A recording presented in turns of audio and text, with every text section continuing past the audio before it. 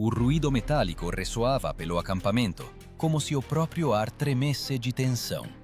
Sob o sol escaldante, quando as pedras sob os pés já queimavam as solas, centenas de guerreiros brandiam espadas, que pesavam o dobro das de combate. Não por exibição, não por força, por sobrevivência. Porque os romanos voluntariamente transformavam o treinamento em tortura. O que os fazia lutar com uma arma que podia quebrar uma mão se tropeçasse por um instante, e o que se escondia por trás desta estranha crueldade que chamavam de disciplina, mas sentiam como dor. A resposta a esta pergunta está na própria essência da máquina militar romana. O historiador antigo Vegésio escrevia que os legionários eram treinados para lutar com espadas que pesavam o dobro das verdadeiras, para que o combate real lhes parecesse mais fácil do que o treinamento. Este princípio tornou-se a pedra angular da preparação do exército romano. Assim se formava a resistência de que dependia o destino da legião. Estas espadas chamavam-se rudis, uma arma de treinamento de madeira, mas com uma lâmina pesada, para que a mão do guerreiro se habituasse à carga extrema. Imagine como isto parecia. Uma espada de madeira, encharcada de suor, escorrega na palma da mão, os músculos ardem, a respiração falha, e o centurião não dava trégua. Cada golpe era praticado centenas de vezes, até que o corpo começasse a mover-se sozinho, sem pensamento, sem dúvida. Eles treinavam não por força, mas por automatismo, para que na batalha real não pensassem, apenas agir. Este treinamento não era uma lenda romântica. Achados arqueológicos sob Cartago e Mainz mostram restos de espadas de treinamento de madeira, polidas até a lisura por milhares de golpes. Isto significa que o que Vegésio descrevia não é apenas uma bela metáfora. Isto é o rasto do seu suor coagulado na madeira. Tal abordagem os romanos chamavam com a palavra disciplina. Não apenas disciplina, mas uma obrigação sagrada. Para o legionário, ela significava mais do que a vida. Quebrá-la significa comprometer toda a formação, todo o exército, todo o império. O centurião zelava para que cada golpe, cada passo fosse executado com a mesma precisão com que um ferreiro forja uma espada. Este sistema distinguia Roma dos seus inimigos. Os bárbaros confiavam na fúria e no ataque, mas os romanos transformavam a guerra num ofício. Os seus treinamentos assemelhavam-se a uma tortura mecânica, onde o corpo era quebrado para fortalecer o espírito. Os mais fortes de espírito sobreviviam. Os mais fracos desapareciam na sombra sem deixar nomes. Mas era precisamente destes treinamentos que nasciam aqueles que depois resistiam ao ataque de exércitos inteiros. E, no entanto, nesta rigorosidade mecânica escondia-se um enigma. Por que levar o treinamento ao limite da resistência humana se o inimigo de qualquer forma morreria com um simples golpe? A resposta não reside na batalha, mas no caminho, que começava muito antes dela, ainda no momento em que o legionário vestia pela primeira vez a sua armadura. Quando o recruta entrava pela primeira vez no acampamento da legião, ele não via nem glória, nem ouro, nem futuros triunfos. À sua frente havia um fosso de lama, montes de tendas e o cheiro de suor, ferro e carne defumada. Aqui começava a sua vida, e terminava a anterior. Antes que lhe confiassem uma espada verdadeira, ele tinha de provar que era capaz de suportar a mais severa escola de resistência do mundo antigo. A primeira coisa que ele recebia não era uma arma, mas uma pá. E não porque os romanos não soubessem lutar, mas porque cada exército vivia num acampamento que era construído de novo todos os dias. Era um símbolo de ordem. O acampamento tinha de ser nivelado ao centímetro, o fosso de uma profundidade específica, a muralla de terra de uma altura exata. Até o pernoite se transformava em treinamento. Historiadores escreviam que os centuriões verificavam para que os soldados cavassem o fosso com o mesmo empenho, com que depois iriam romper a formação inimiga. Só depois de semanas de tal preparação, o recruta recebia a espada de treinamento, o pesado rudis, e um escudo de vime, que chamavam de scutum. Este escudo tinha quase 1,5 metros de altura e pesava até 12 quilos. Mas para os treinamentos, os centuriões o sobrecarregavam com pedras, para que as mãos do soldado não tivessem descanso. Sob o sol da Itália, ou sob as chuvas da Gália, o legionário desferia golpes em postes cravados no chão. Estes salvos de madeira chamavam-se pali. Eles simbolizavam o inimigo. Os golpes tinham de ser desferidos com precisão, na garganta, no rosto, na virilha, onde se podia matar mais rapidamente. Vegecio escrevia que a norma diária consistia em não menos de 2 horas de treinamento contínuo com armas. Mas muitos pesquisadores acreditam que, na prática, os treinamentos duravam mais, enquanto o soldado pudesse segurar a espada. O centurião não contava os golpes, ele contava os erros. Cada movimento incorreto era punido publicamente, com desonra ou chicote. No acampamento não havia lugar para piedade. Roma construía combatentes, não homens.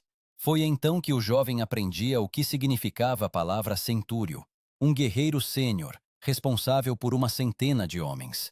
Mas, na verdade, o centurião era mais do que um comandante. Ele era a disciplina viva, a ordem encarnada. Ele garantia que os passos coincidissem, os golpes soassem em uníssono, a respiração não falhasse. Ele era um instrumento do próprio sistema, no qual o homem se transformava em parte de um mecanismo. Para fortalecer o corpo, os legionários eram forçados a marchar 25 quilômetros com armamento completo. O equipamento pesava quase 40 quilos. Um elmo de bronze, uma cota de malha, lorica ramata, a espada gladius, o dardo pilum e comida para 3 dias. Fisiologistas militares modernos comparam tais cargas com o nível de treinamento de unidades de forças especiais de elite. Mas a diferença é que os romanos faziam isso diariamente, sem suporte médico, sem descanso, sem escolha. Essas marchas eram chamadas de iter magnum, a grande marcha. Em um dia, eles percorriam uma distância que um homem moderno consideraria tortura. E ainda assim, quando à noite caíam junto às fogueiras, ninguém murmurava. O silêncio era parte da disciplina. Apenas o som das pedras de amolar e raras ordens quebravam o silêncio. Os centuriões circulavam pelo acampamento, verificando para que as espadas brilhassem mesmo à noite. Nas camadas arqueológicas sob Glastonbury, foram encontrados mais de uma dezena de fragmentos de espadas de madeira pesadas. Elas jaziam junto a ossos de animais, testemunhando a vida no acampamento. Isso significa que, mesmo longe de Roma, os legionários não paravam os treinamentos. Cada golpe, cada gota de suor, os preparava não apenas para a batalha, mas também para a obediência. E nisso se escondia a grande lógica do exército romano, o treinamento mais difícil que a batalha. Se você sobreviveu no acampamento, você sobreviverá também no campo. Mas mesmo este princípio tinha a sua continuação, porque um dia os golpes leves nos postes de madeira eram substituídos por ferro verdadeiro. E então um pequeno erro já não custava um chicote, mas sangue. Assim começava a próxima, a etapa mais cruel, o treinamento em formação real, onde qualquer passo decidia não apenas o destino de um homem, mas também a sobrevivência de toda a linha romana. Ao amanhecer, o ar no acampamento ressoava de metal. Ouviu-se o baque surdo das espadas contra os escudos, o estrondo dos passos, como se a terra tremesse sob o peso da disciplina romana.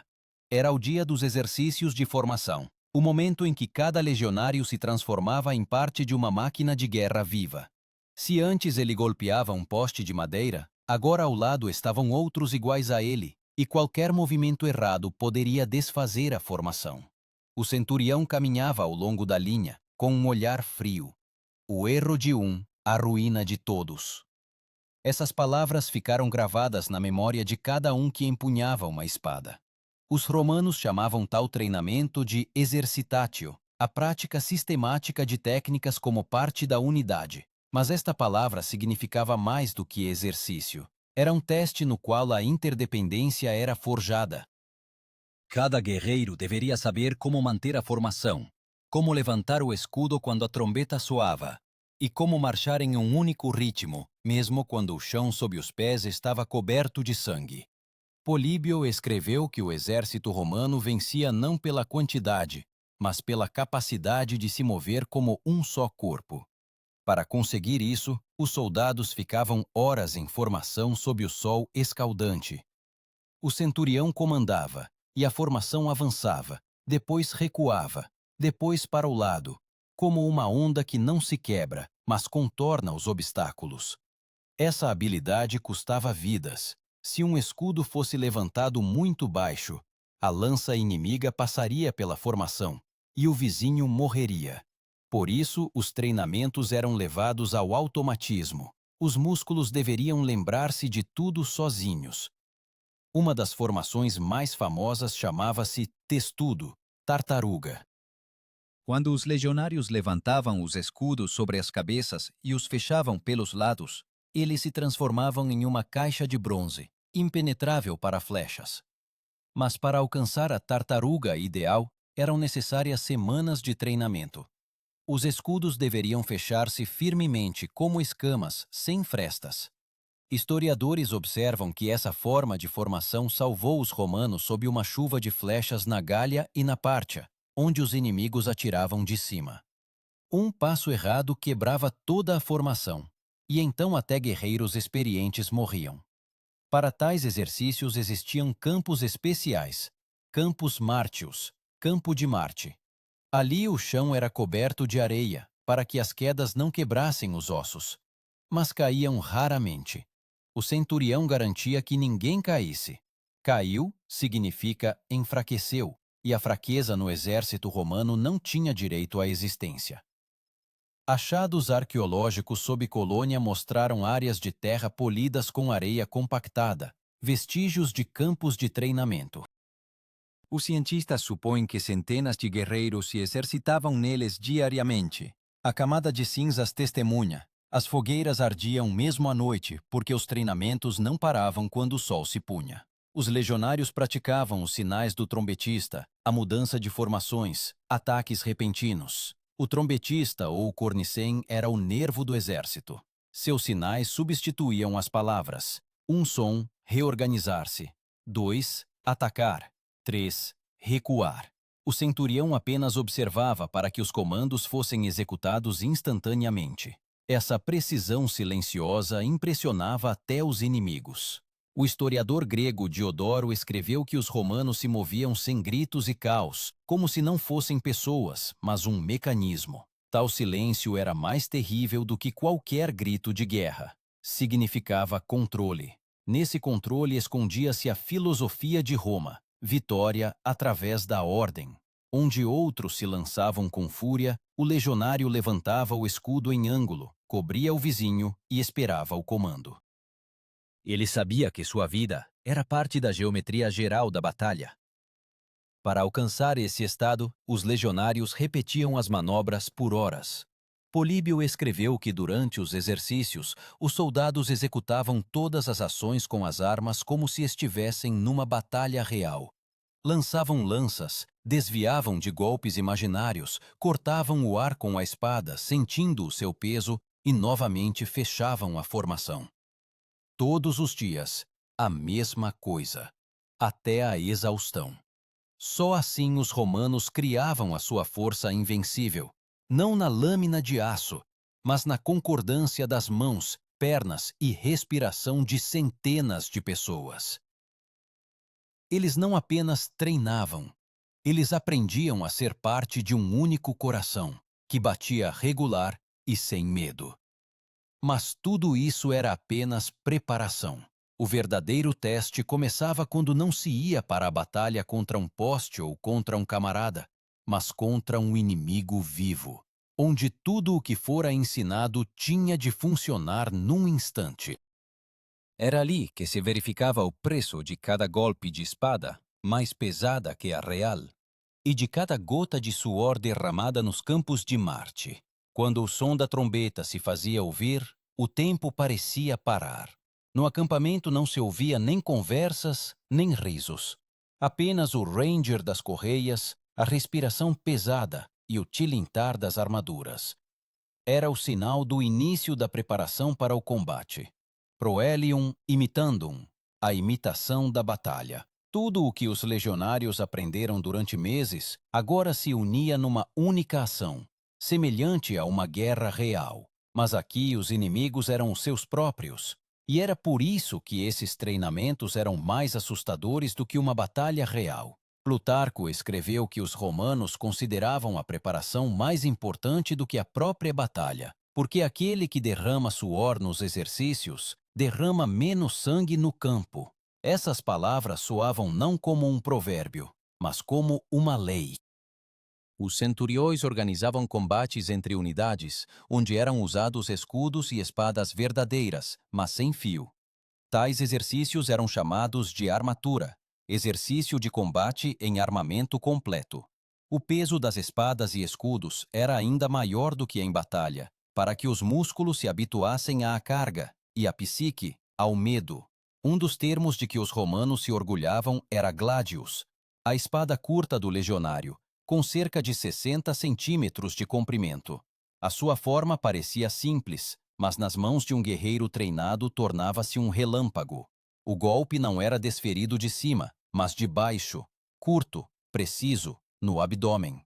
Historiadores observam que era precisamente esta técnica que os romanos praticavam por horas.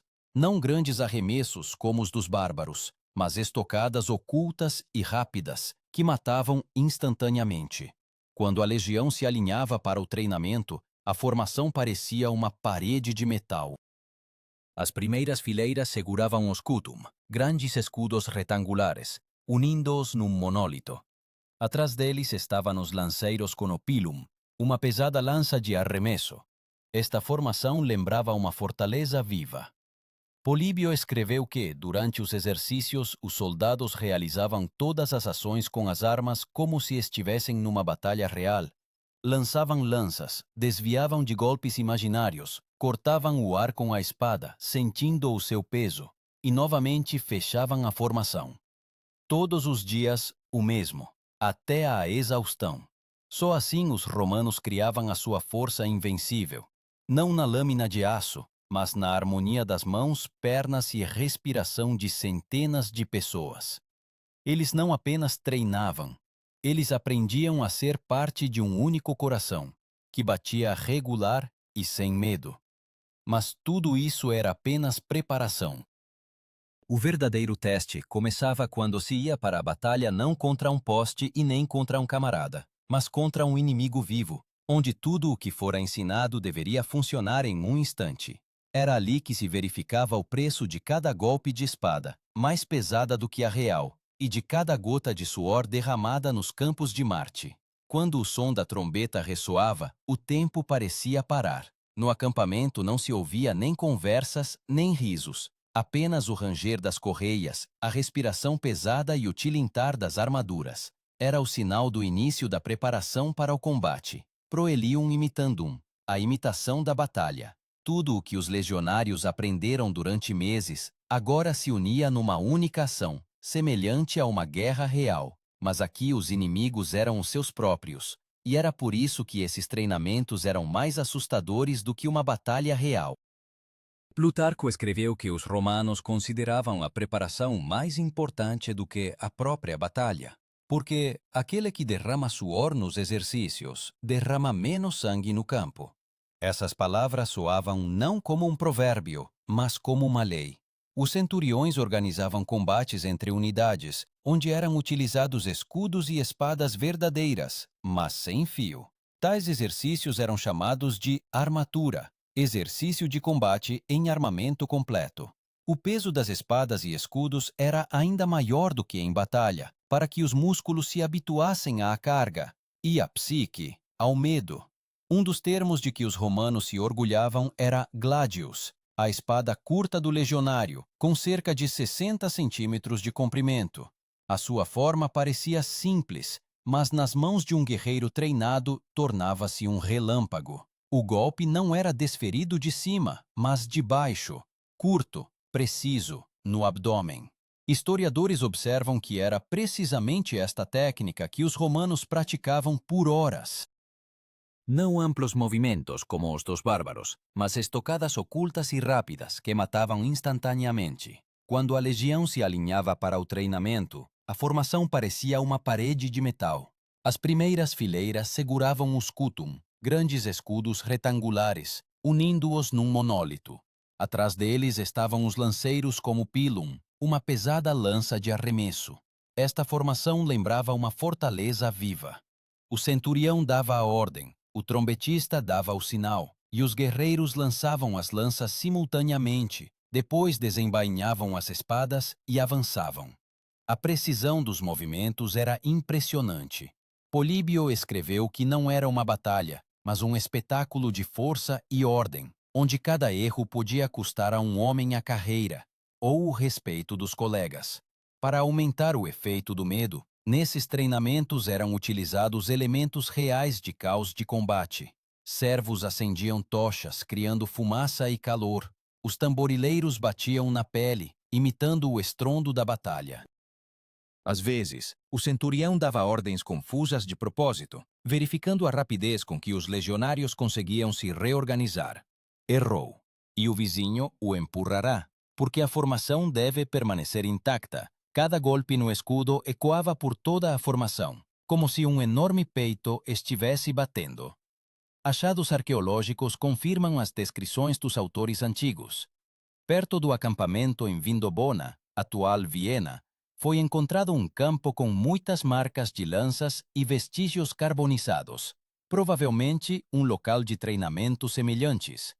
Isso não era apenas preparação, era a arte da imitação. Os legionários tinham que se acostumar à fumaça, aos gritos, ao cheiro de sangue. Historiadores acreditam que durante tais exercícios não era raro haver ferimentos e, às vezes, até mortes. Mas mesmo o sangue no treinamento era percebido como parte do ideal romano. Virtus, que significava não apenas coragem, mas bravura combinada com autocontrole. Morrer durante o treinamento era considerado mais honroso do que viver como um covarde no campo de batalha. O filósofo Sêneca escreveu que o romano aprende com o sofrimento, como o ferreiro com o fogo. E, de fato, o treinamento na legião era uma combustão constante. Primeiro o corpo se quebrava, depois a vontade, depois restava apenas uma coisa: o hábito. O hábito da dor, da fadiga, do medo.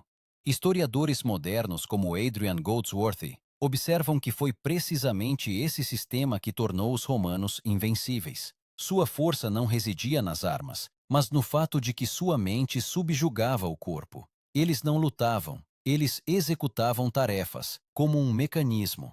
Mesmo em pânico, eles permaneciam em formação.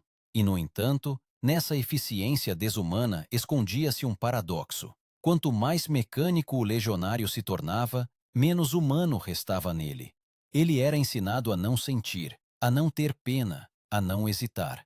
Mas precisamente essa ausência de hesitação o tornava a principal arma de Roma. E quando chegou a hora da batalha real, eles já não distinguiam onde era treinamento e onde era guerra. Porque para eles, tanto um quanto o outro eram parte de um ritual infinito de sobrevivência. Quando a legião partia para a marcha, a disciplina não terminava. Ela apenas se tornava mais pesada.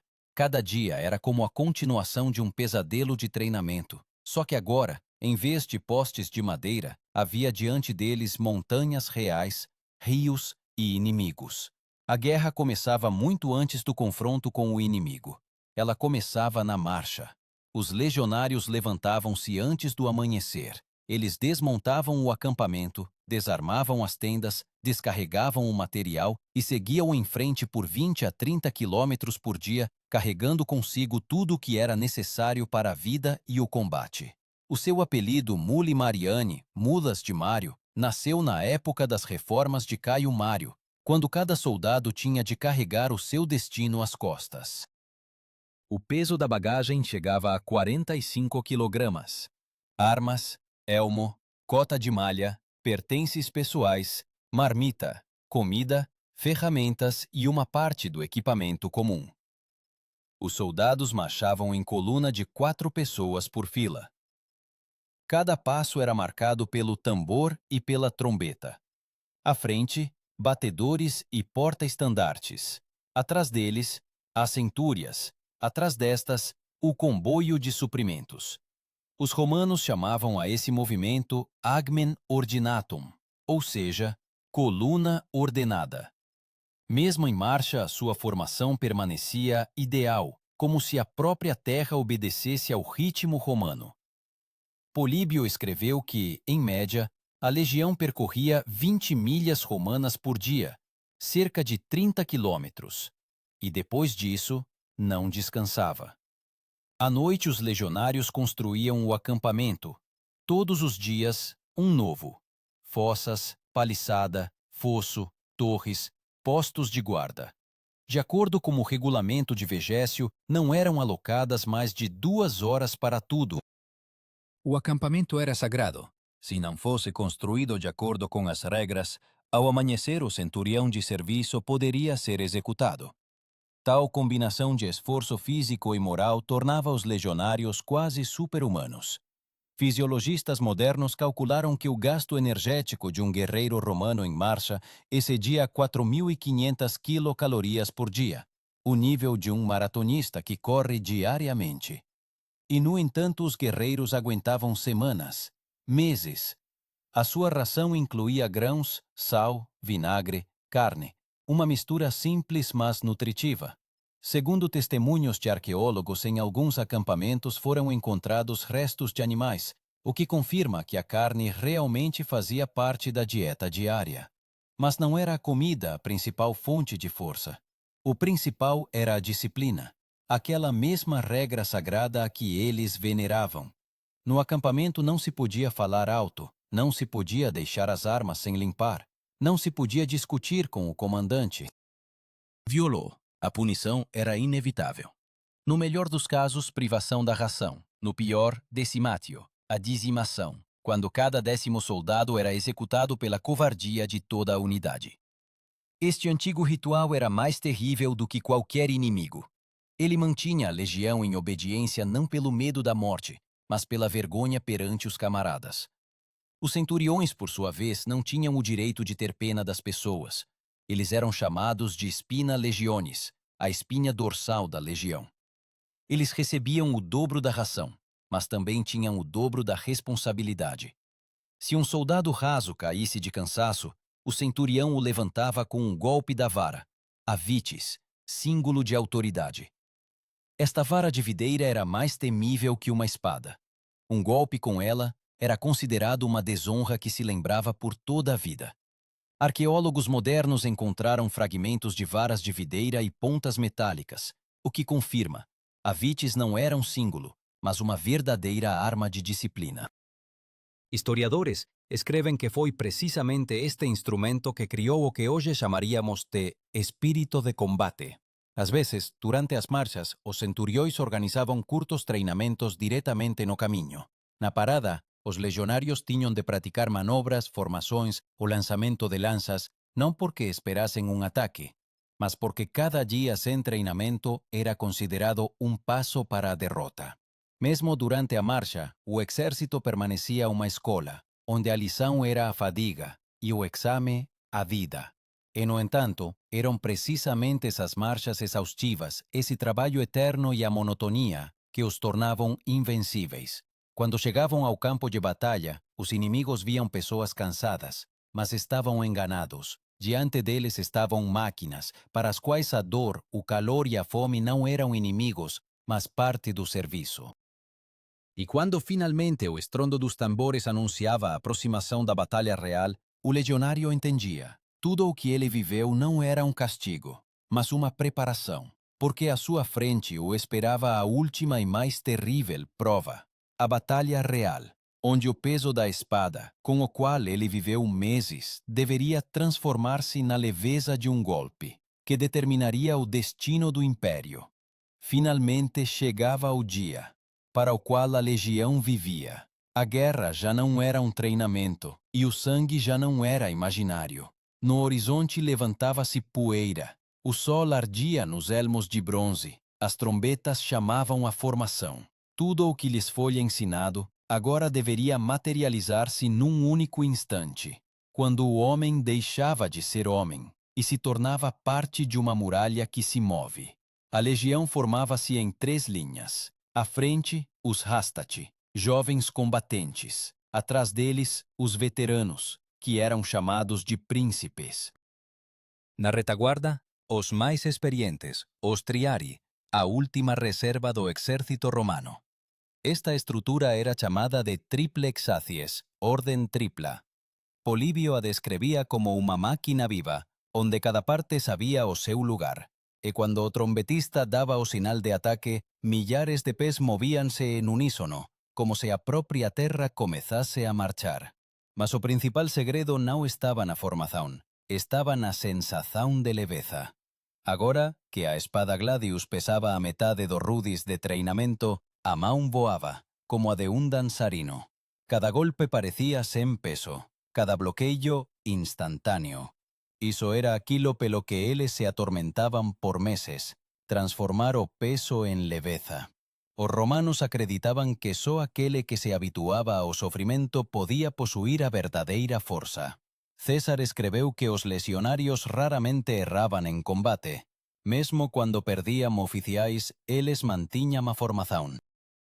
Nisso residia o milagre da máquina romana. Un exército sen cabeza continuaba a respirar. O centurião podía morrer, mas a súa centuria non se desmoronaba. Cada soldado sabía o que facer. Eles treinaban precisamente por iso, para que a guerra non os apañase de surpresa. Plutarco recordaba que durante a batalla de Farsalia, os legionarios de César lutaban como se estivesen a treinar, sen movimentos desnecesarios, sen pánico, con a precisão de un ferreiro que extrai faíscas do metal. Eles non eran heróis, eles eran artesáns da morte. Mas neste oficio sentíase a grandeza. Cada golpe de Gladius era como unha asinatura sobre a lei do imperio, escrita con o sangue dos inimigos. Cuando a batalla terminaba, o campo cobríase de fumaza e silencio. Os vencidos gemían, os feridos pedían agua, mas os legionarios non se apresaban a axudar. Ordenábanlles que limpasen as armas, recollesen os escudos, contasen os mortos. Mesmo após a vitória, nen descanso nen celebração. Roma não conhecia a piedade, porque a piedade destrói a ordem. Historiadores modernos chamam a este fenômeno de armadura psicológica do legionário. Ele formava-se não em combate, mas nos treinamentos. Meses de dor, medo e cansaço aprendiam a transformar-se em ação sem hesitação. Esta era a sua superpotência. Aquilo que o inimigo chamava de crueldade, para eles era uma forma de sobreviver. Achados arqueológicos sob Numância, na Espanha, mostraram um acampamento do exército romano com ruas retas quase perfeitas e vestígios de fogueiras queimadas. Cientistas notam, mesmo em condições de combate, os romanos mantinham a ordem, como se estivessem na praça de armas. Isto não é apenas disciplina, é uma forma de pensar, na qual a ordem é mais forte que o terror. Quando à noite, após a vitória, eles voltavam ao acampamento, tudo começava de novo. A limpeza das armaduras, o conserto das correias, a verificação das armas. Para eles não existia fim da batalha. Existia apenas o serviço. E algures entre o ruído das pedras de amolar e o estalar das fogueiras ressoava a verdade de Roma. A força nasce na repetição. E é aqui que se revela o mesmo ciclo de onde tudo começou. Porque eles lutavam com espadas, mais pesadas do que as verdadeiras, porque o peso da espada é o peso do destino. Roma ensinava aos seus guerreiros a suportar o invisível, para que pudessem vencer o visível. Quando eles iam para a batalha, seus músculos já conheciam a dor, e a mente, o silêncio. Aquele que sabe calar-se sob o peso da dor já é invencível. E agora, sabendo disso, resta apenas uma pergunta. Se você estivesse ao lado deles, sob o sol, com um fardo de 40 quilos nos ombros e uma espada que quebra a mão, você aguentaria pelo menos um dia na formação romana? Pois a força dessas pessoas não está no ferro, mas no fato de que aprenderam a ser mais fortes que o próprio sofrimento. E talvez seja por isso que Roma caiu, não por causa dos inimigos, mas porque deixou de ensinar seus filhos a segurar uma espada mais pesada do que o necessário.